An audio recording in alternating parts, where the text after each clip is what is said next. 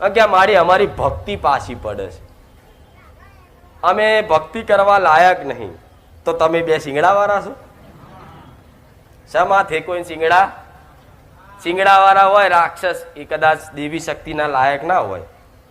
શિંગડા જ તમારા માથે, તો જાતને શું લે નિર્બલ બનાવો છો? દેવી શક્તિને શું નહીં ખબર કે મારો દીકરો જેટલો મેલો માટી વાળો થયો છે, તે નવડાઈને ધોવડાઈને તૈયાર કરીને ચોખ્ખો કરતા નહીં આવડતું? તમે જાતે જ તે પણ હાથે કરીને અમુક નાના દીકરા હોય ને માટી રમીને આવ્યો હોય અને માં નવડાવન કરતી હોય, ચો આડો થાય, નહીં નાવું, જા નાહી જાય, પાછો આરોટે. આ તમે એવા છો પોતાની માં એને ચોખ્ખો કરવા બોલાવ, દીકરા આય તો જઈને પાછો માટીમાં આરોટવા જાય. પણ એક વખત આવો તો ખરા, એના શરણે તો પહોંચો તો ખરા.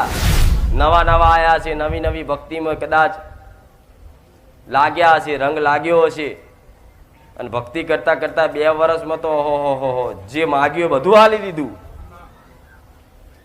પણ કદાચ 2 વર્ષ પછી તમારી માતા કે હું માતા તમને હાલવાનું બંધ કરું ને, તો એવું ના વિચાર લેતા કે મેરડી અમારું હોંભરતી નહીં, મહાકાળી અમારું હોંભરતી નહીં.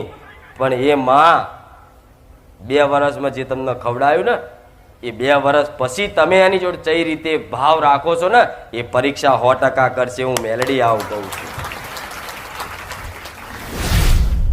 કોઈ એવો છે વીર પુરુષ, કોઈ એવો મહાન છે કોઈ જગતમાં કે એને દુઃખ ના વેટ્યું હોય? દુઃખ તો પડવાનું જ, જીવતાય પડશે ને મર્યા પછી પડવાનું. લખી રાખજો, દુઃખથી છુટકારો ચાલે નહીં. જો દુઃખથી છુટકારો જોતો હોય ને, તો સુખની આશા મૂકી દો, ઓટોમેટિક સુખ દુઃખ કશું ખબર નહીં પડવા દો મેલડી. જો ખાલી એના સ્વાર્થથી જ તમે એને બેહાડવાનું કરો ને, એ પૂર્વજ કે સિકોતર ચારે ના બેહે. એને પૂજવું તમારું ધર્મ છે, કર્તવ્ય છે. એ આલે ના આલે એમ કરીને જો કદાચ ઈચ્છા જાગતી હોય ને કે મારા પૂર્વજ છે, મારી બાળ સિકોતર છે, ભલે સારું કરું તું ના કરું, પણ હું તને માં બેહાડી, હું તને ભટકતી નહીં રાખું. બસ હું તારું દુઃખ સમજીશ, ભલે તું મારું સમજુ ના સમજુ, મારો તું મારો રોમ સમજશે, પણ હું તારું દુઃખ સમજીશ, તારે રાજી રહે.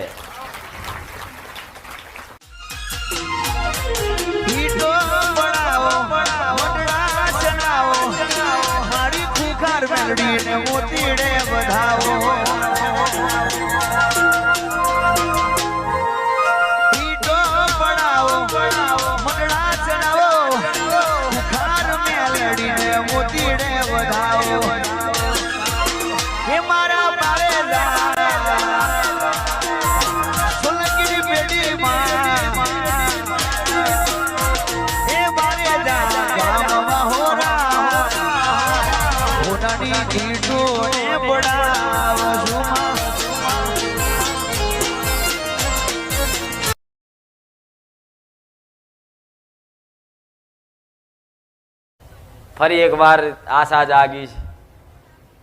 રવિવાર જઈએ, માતાજી કંઈક સમાધાન બતાવશે, પ્રવચન સાંભળીએ એમાં કંઈક ઉપાય મળશે, એવી આશાથી આવીને ખાલી કલાક, અડધો કલાક, કોઈ 2 કલાક, કોઈ 4 કલાક ખાલી મારા સાનિધ્યમાં બે છે ને, અને મારા મુખેથી જે રામ બોલું છું એ ખાલી રામ તમે સાંભળો છો ને, એમ જ મારો રોમ રાજી રહે. હું બહુચર આવું બોલું. આ બધું રચાવનાર મારો ભગવાન, મારો રામ, મારો નાથ, તમે આયા, હું માતા ગાદી પર આવી. ના તો બધું રચના રચાઈ હોય મારા ભગવાને કે જા જારો દુખિયારા તારી રાહ જોઈને બેઠા છે. જા તારા દીકરાના માધ્યમ રાખી હજારોના ઘેર, લાખોના ઘેર તારા દેવી શક્તિના અજવાળા કરવાના છે. આવું મારા ભગવાને મન માતાને લક્ષ્ય કર્તવ્ય સોંપ્યું હોય, એ કર્તવ્ય કદાચ મારા દીકરાના માધ્યમ રાખીને બહુચર માતા પૂરું કરતી હોય, તો જો કદાચ મારા સાનિધ્યમાં આવ્યા પછી તમારી ઘરની માતાની કદાચ ભક્તિ જાગી ને, એમ જ તમારો બેડો પાર કરીશું મેલડી.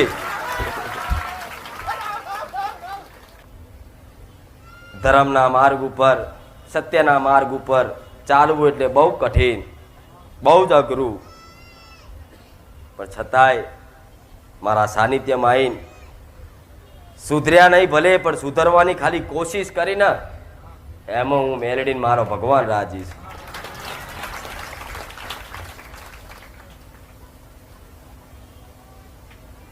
જેટલું સહેલું તમે બધા માનો છો ને એટલું સહેલું નહીં, અને જેટલું તમે બધા અઘરું માનો છો ને એટલું અઘરું નહીં. પોતપોતાની સમજની વાત છે, પોતપોતાની બુદ્ધિની વાત છે. જેને જેવી સમજ હોય એવી સમજ પ્રમાણે ભક્તિ કરી, કર્મો કરી દેવી શક્તિની કૃપા હેઠળ પહોંચી શકો છો. પણ એ તમારી સમજ ને તમારી સદબુદ્ધિના આધારેથી જે કર્મ કરી ભક્તિ કરો છો એ ભક્તિ કદાચ મારા રામના નામથી કદાચ લાગી હોય તો આવી ભક્તિ કદાચ જીવનમાં જો લગીન ભગવાનના ઘેર ના જાવ તો સુધી ના છોડતા, તમારી માં તમારો છેડો ચારે નહીં છોડે. સુખ લેવા જ આયા છો, જે ભક્તિમાં આનંદ જે સુખ છે ને આ સંસારની કોઈ વસ્તુમાં નહીં હો. પણ એ ભક્તિનું સુખ મૂકી નાની નાની માગણીઓ, ઘરની, બંગલાની, પૈસાની, ગાડીઓની, સાધનોની નાની નાની માગણીઓ કરી અનંત સુખ, અનંત આનંદ, પરમાનંદ જેને કહેવાય એવું તમારી માના શરણમાં, એવી તમારી માની ભક્તિમાં આનંદ પડ્યો છે. પણ એટલો બધો આનંદ મૂકી અને બે પૈસાની વસ્તુ ખાતર તમે તમારી દેવી શક્તિની છત્રછાયા ખોઈ નાખો છો. આવું મેલડી કહું છું. આ જેના ભક્તિ કરવા ઈચ્છતા હોય, જેના ભક્તિમાં કદાચ ઇન્ટરેસ્ટ જાગ્યો હોય ને એના મારા શબ્દો ખાસ છે. તો એડો લાગ્યો હોય માતાના નામથી, એડો લાગ્યો હોય તો રામના નામથી, તો આ બધી સંસારની વસ્તુની માંગણીઓ દેવી શક્તિ જોડે ના કરતા વગર માગે મારા માલવાની તાકાત છે. આવું મેળવી કહ્યું.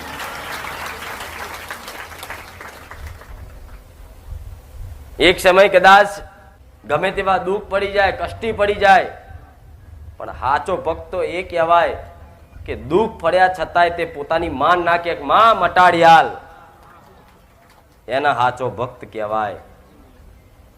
પેટમાં દુખતું હોય, માથું દુખતું હોય, ગમે તેવી પીડા થતી હોય, પણ એની માન નાખે માં મટાડિયાલ. જેમ કે એ દીકરો તો માનો પ્રેમ કરે છે, એને કોમ કરાવવા હાથર નહીં માનતો, હું મેલડી આવું કહું. જે નાના હોય તો તમારી માં તમને બેહાડીને ખોરામ બેહાડીને કોર્યા ખવડાવો, તમે જે હટ ચાલો એ બધી પૂરી કરી આલે. પણ મોટા થાવ પછી એ માને તમારે ખવડાવવાનું હોય છે. એવી રીત નવી નવી શરૂઆતની ભક્તિમાં તો બધાના કામ કરું છું. જોઈ લો, નવા નવા આયા છે, નવી નવી ભક્તિમાં કદાચ લાગ્યા હશે, રંગ લાગ્યો હશે, અને ભક્તિ કરતા કરતા 2 વર્ષમાં તો ઓહો જે માગ્યું બધું હાલી દીધું.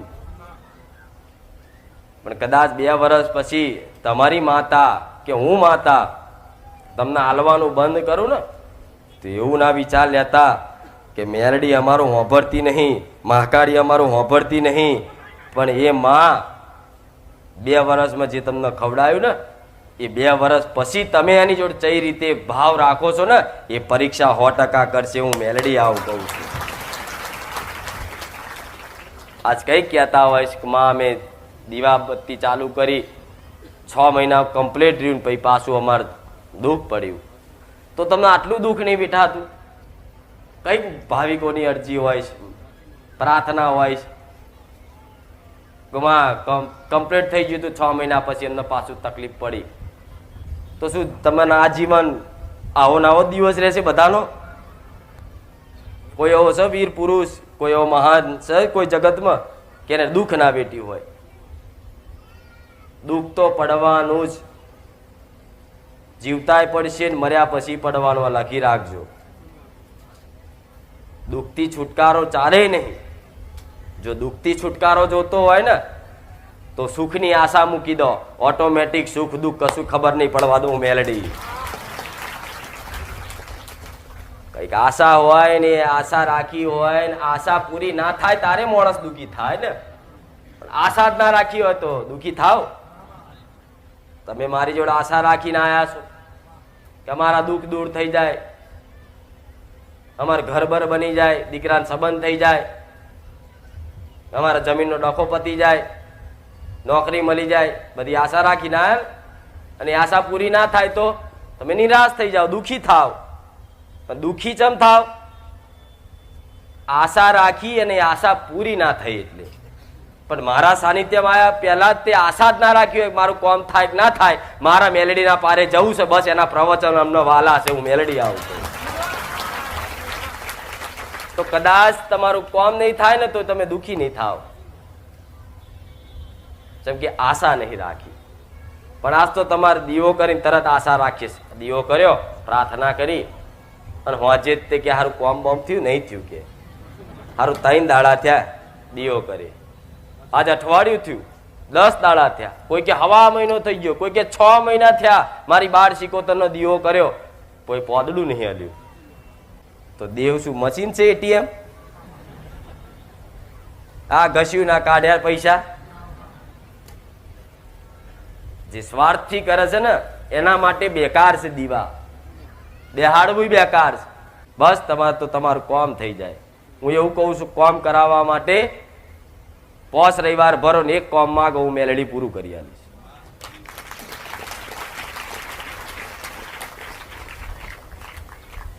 તમારા સ્વાર્થી કામથી કદાચ મને પૂછો છો ને, તમારી દેવી શક્તિઓ ને હું જાગૃત કરી આપું. તમારા પિતૃ પૂર્વજ ને મારા કહેવાથી આવી અને તમને કઈક વાત કરી આલું કે તારા પૂર્વજ છે, તારી 12 છે, અને જો ખાલી એના સ્વાર્થથી જ તમે એને બેહાડવાનું કરો ને, એ પૂર્વજ કે 76 ચારેય ના બેહે. એને પૂજવું તમારું ધર્મ છે, કર્તવ્ય છે. એ આલે ના આલે એમ કરીને જો કદાચ ઈચ્છા જાગતી હોય ને કે મારા પૂર્વજ છે, મારી 12 છે, ભલે સારું કરું તું ના કરું પણ હું તને માં બેહાડી, હું તને ભટકતી નહીં રાખું. બસ હું તારું દુઃખ સમજીશ, ભલે તું મારું સમજુ ના સમજુ, મારો તું મારો રોમ સમજ છે, પણ હું તારું દુઃખ સમજીશ, તારે રાજી રહે. દેવ ભાવનાથી વશમાં થાય છે. પણ આજ તો તમે દીવા કરો છો, કોઈ સ્ટીલનો દીવો લાવશે, કોઈ તોબાનો, કોઈ હોનાનો, કોઈ માટીનો, કોઈ ઘીનો કરે, કોઈ તલના તેલનો કરે, કોઈ સિંગ તેલનો કરે. દીવા કરીને એક જ આશા, દીવો કર્યો નહીં તરત મનમાં એક જ આશા, દીવો કરું છું ચારે સારું થશે, ચારે સારું થશે, ચારે સારું થશે. માતા બેહે કોઈ દાડો ના બેહે, ચારે ના બેહે. પણ આશા રાખ્યા વગર મારી માં છે, મારા પૂર્વજ છે, એક સમય દુઃખ પડતું હોય છતાં એના મેણા માર્યા વગર કદાચ એના પાટલી પર બેહાડીને એને પૂજા પાઠ કરી રાખો ને, તો એક દાડો તો તમારા પિતૃ પૂર્વજની 76 માતાની ઓખો ઉગડે ઉગડે ને ઉગડે. હું મેલડી આવું કહું. પણ આ જમાનો બધો સ્વાર્થ વગર તો કોઈ પોતાના નહીં પૂછતા. એ તો તમારી માં છે, ઘરની કુળની માતા છે, ઘરના પૂર્વજ છે, ઘરની 76 માતા છે. તમે સ્વાર્થ વગર એને એક અમથો દીવો કે નારિયેળ નહીં હાલતા તો મને શું હાલવાના છો? પણ છતાંય તે મને ખબર છે આજના માણસો દરેક સ્વાર્થી છે, છતાંય તમારા કામ કરું છું. શું કામ કામ કરું છું? તમને તમારી માતાઓ પ્રત્યે વિશ્વાસ બંધાઈ જાય, જેથી મારા જેવી બારકી માતાઓની જરૂર નહીં પડે. હું રોજ કહું છું, હું આ ઉદ્દેશથી જ હેડું છું, મારે કોઈ નોમ ના કરવી નહીં, કોઈ નોમ કમાવા નહીં. થોડી મારી વાત સમજી જાઓ. કે છે પૂર્વજ બેહાડવાના, તો પૂર્વજ શું કામ બેહાડવાના એ મેં બતાવ્યું છે. કે તમારા પૂર્વજ હોય ને, તમારા વડીલો, તમારા દાદા, તમારા પપ્પા, તમારા બાપા, જે તમારા જે પૂર્વજો ભગવાનના ઘેર છે ને, એમનું ઋણ તમારી પર હોય.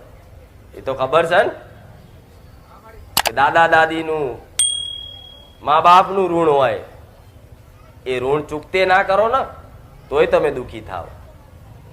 આ જે તમારા પૂર્વજોનું ઋણ તમારી પર હોય એને કદાચ એને બેહાડી એને પૂજીને એના નામથી પુનદાન કરી અને જો એ ઋણ ઉતારો નહીં ને તો મર્યા પછી તને હકવારો નહીં મળે, નહીં મળે, નહીં મળે. હું મેરડી આવું કહું. ભૂત થઈ જાય એટલે આત્મા દેખાય નહીં, પણ હોય છે તો ધરતી પર જ ને.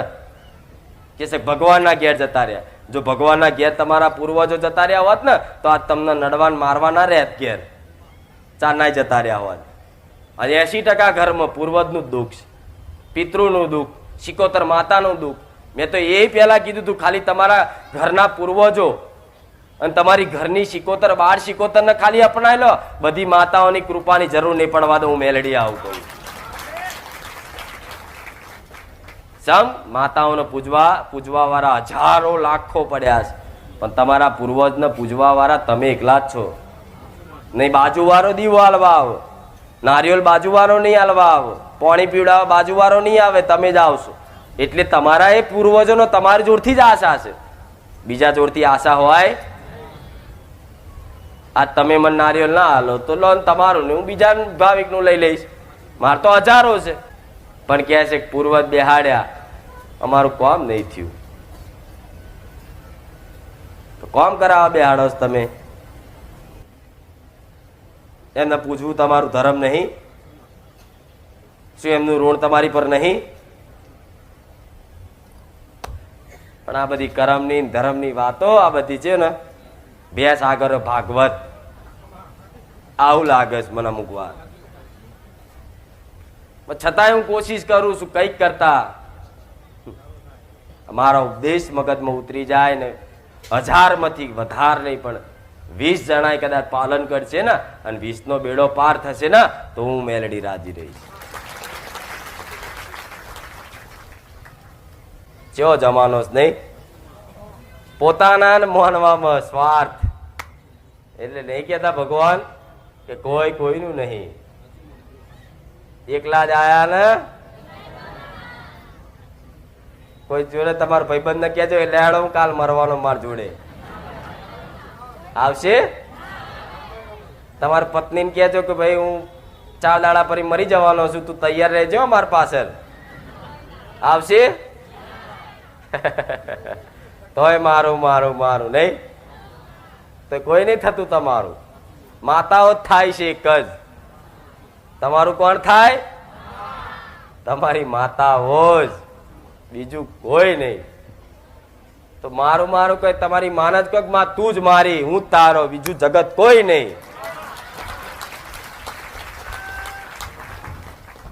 આવું બધું કહી તો દીધું બધાએ, પણ કઈક 5000 ની જરૂર પડી ને તો કે કોકની જોડે આશા રાખે કે ભાઈ 5000 હાલ ને. પોતાનું માન કોને માં લાયાલ ને તો માં કહે છે કેમ 5000 શું કામ છે? કે મારી હપ્તો ભરવાનો છે મારે, આ ફેર હપ્તો નહીં ભરું તો શિબિર ખરાબ થશે. આટલી વસ્તુ આટલી જ વસ્તુ માગો ને તમે.